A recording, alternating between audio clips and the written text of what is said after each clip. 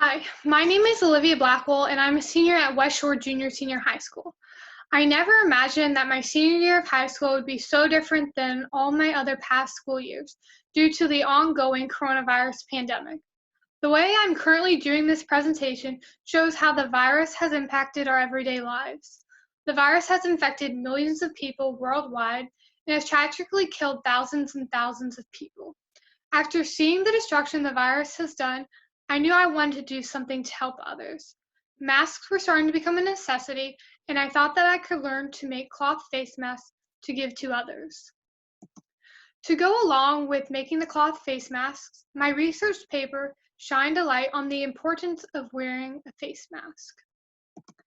The main topics that I discussed in my research paper were how to properly wear the face mask, overall construction of the mask, disinfection of the mask, and wearing a cloth face mask along with physical distancing and good hand hygiene. It might seem like everyone knows how to wear a mask, but some do not know how to properly wear it. For a mask to help protect a person from getting the coronavirus, the mask must be worn both over your nose and your mouth. The purpose of this is to contain your own water and air droplets that come out during regular conversation. Everyone has been in the grocery store and has seen people with their mask like this below their nose or like this, but that is not going to effectively protect them. My next main topic was the importance of how the masks were made. A minimum of 2 layers of fabric should be used in a mask. The more layers, the better. I also learned that non-woven polyester materials are the most effective material to help prevent transmission. The idea of wearing a face mask is highly controversial. Some people think that masks will not protect them from getting the virus. Some also think that the mask will harm their own health, like with carbon dioxide buildup. And even across the nation, wearing face masks have turned into a political statement. But the CDC, which is the Center for Disease Control and Prevention, has done research to prove that masks will protect the wearer and those around them. Also, there is no evidence to show that a mask will harm someone's health. Doctors have worn masks in medical procedures for years now, and they have not had any harmful effects. Another point I discussed in my research paper was disinfecting and cleaning your mask. After you wear a mask for a day, you should clean it. You should not wear it day after day because germs will build up. Lastly, wearing a face mask is only one part of helping prevent yourself from getting the virus. You also need to practice physical distancing and continue to wash your hands frequently. After all the research that I did with my face masks, I was able to use information to create and make effective cloth face masks. I decided to make a cloth tie face masks instead of regular loop masks so that they would be more adjustable to people's faces. I made 3-layer face masks. 2 of the layers were made out of non-woven polyester fleece, and the other layer was made out of regular cotton.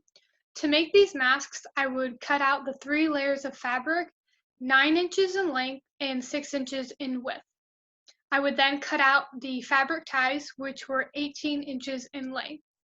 In the bottom middle photo, it shows how I laid the fabric together with the 2 non-woven pieces of material on the bottom, then the ties in the middle, and then the cotton on top.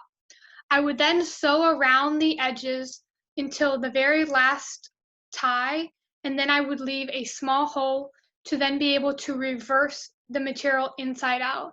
This allowed for the sewing edges to be shown on the inside so that a nice round edge would be on the outside.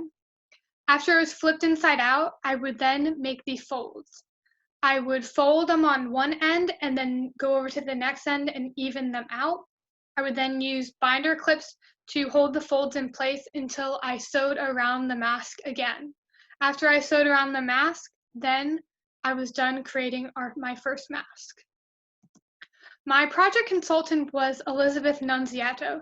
She is truly experienced with sewing.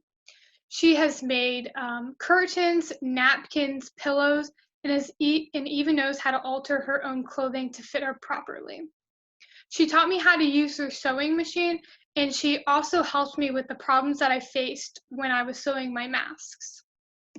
When making the cloth face mask, I realized that it was extremely time consuming and there were some challenging parts. For me, the hardest part of making a mask were the folds because I had to make the folds on one side and then make sure they lined up on the other side. I also had some troubles with the sewing machine itself.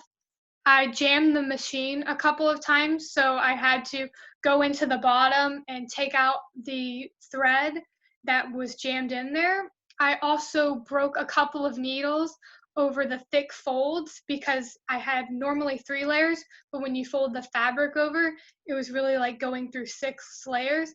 So I broke a couple needles, but then my consultant helped me find a thicker needle, which allowed for me to make the sewing through those thick folds.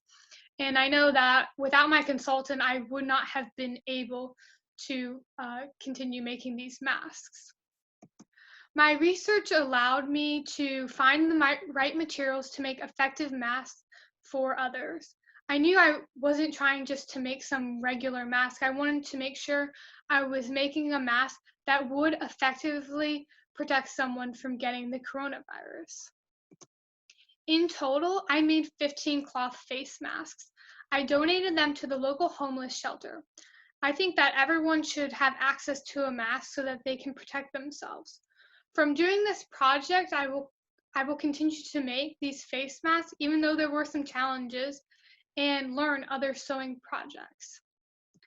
As for my future, once I've graduated high school, I plan to get a bachelor's degree in a criminal justice field.